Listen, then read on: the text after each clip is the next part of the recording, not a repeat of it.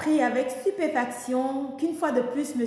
Emmanuel Macron, président de la République française, essaye de se débarrasser de son costume sale pour le faire porter aussi bien à Xi Jinping qu'à M. Poutine, notamment à la Chine et à la Russie. Une fois de plus, M. Emmanuel Macron s'est adonné à un exercice tellement minable, tellement honteux, parce que finalement, je me rends compte que les politiciens français n'ont pas honte, ou alors dans ce cas, ils prennent les Africains pour ce qu'ils ne sont pas. Une fois de plus, M. Emmanuel Macron a essayé de qualifier ou a qualifié clairement en tout cas la Russie et la Chine comme des nouveaux colonisateurs. Je ne suis pas russe, je ne suis pas chinoise. Normalement, cet exercice, c'est aux Russes et aux Chinois de répondre à M. Emmanuel Macron. Je pense que M. Lavrov, le chef de la diplomatie russe, lui a déjà répondu. Mais comme le rappel sauve l'âme et que l'histoire est importante et que les Africains doivent savoir qui fait quoi et qui a fait quoi en Afrique, nous allons nous adonner ici un exercice qui permettra peut-être à M.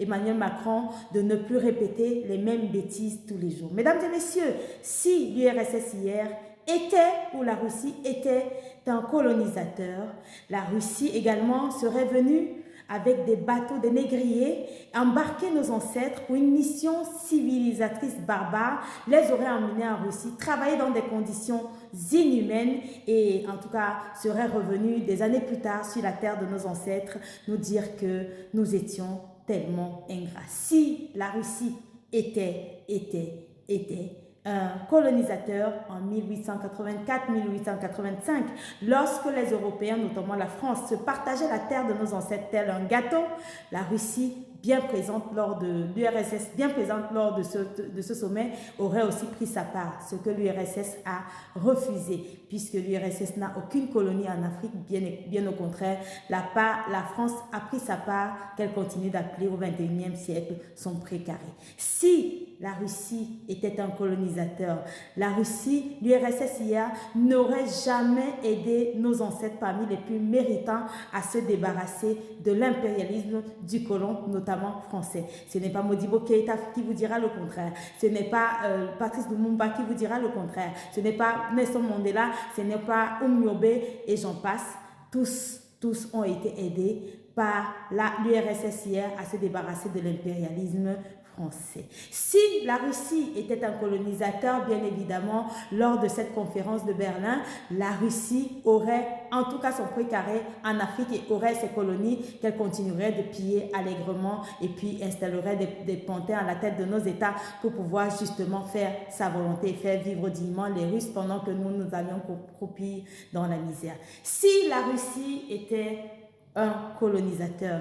La Russie n'aurait jamais été à la tête de la délégation en 1960 à l'ONU qui a demandé aux colonisateurs, aux pays, aux impérialistes comme français, américains, anglais, allemands, de libérer les colonies en Afrique. D'ailleurs, pour votre petit rappel, la France a voté non à cette résolution parce que la France ne voulait pas lâcher sa vache à lait. C'est d'ailleurs pour ça que après cette résolution qui a été votée par la majorité, Monsieur de Gaulle est venu encercler les Africains, enchaîner les Africains avec les 11 accords coloniaux qui permettraient aux ressources africaines de continuer de couler tranquillement vers la France. Si la Russie était un colonisateur, la Russie également aurait son précaré où il aurait inondé le marché de ses entreprises afin de s'accaparer de nos ressources, mais surtout de ne payer aucun impôt puisque les 11 accords coloniaux lui garantissaient cela. Si la Russie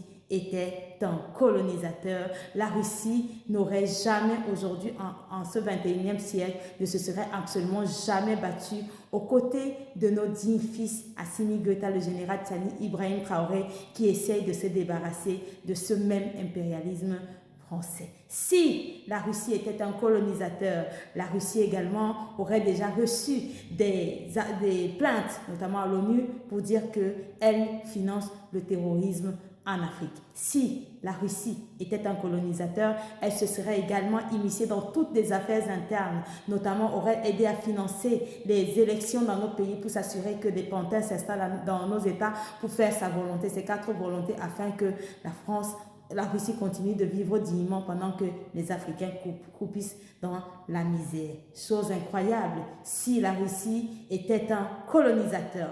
En ce 21e siècle, nous avons assisté il y a un mois de cela à l'ONU à quelque chose d'incroyable.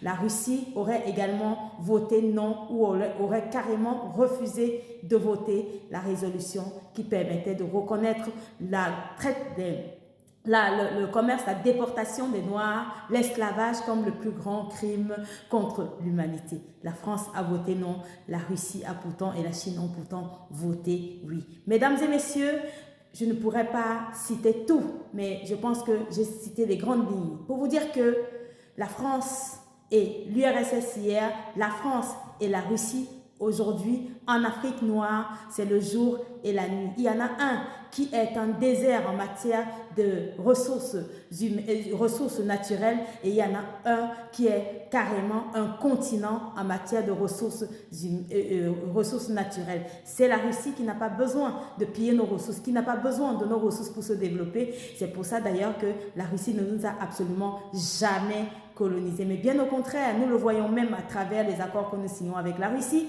Nos militaires, par exemple, les accords militaires, les Russes sont à nos côtés pour nous se battre à nos côtés.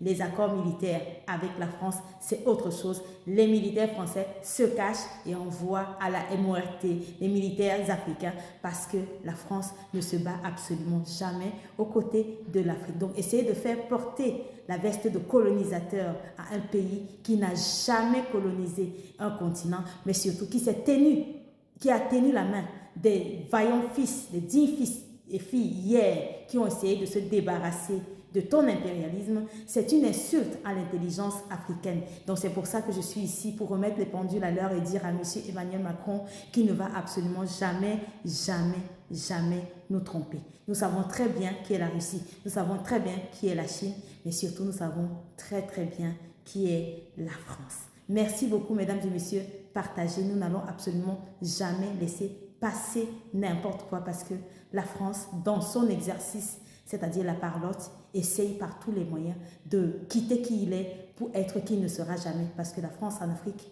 est un impérialiste qui ne veut absolument jamais changer. Et nous voyons que tout ce qu'il veut faire, c'est d'échanger ses habits pour les faire porter aux autres parce que les autres l'empêchent de continuer d'être le colonisateur, l'impérialiste qui souhaite être toute sa vie parce que la France tient grâce à l'Afrique. L'Afrique est la perfusion qui permet de maintenir la France en vie. C'est d'ailleurs pour ça qu'elle s'acharne sur les Africains qui essaient de débrancher cette perfusion et s'acharne sur tous ceux qui essaient d'aider les Africains à débrancher cette perfusion afin qu'elles puissent essayer de vivre seules sans s'accrocher comme tel un sangsue sur les Africains. Merci beaucoup.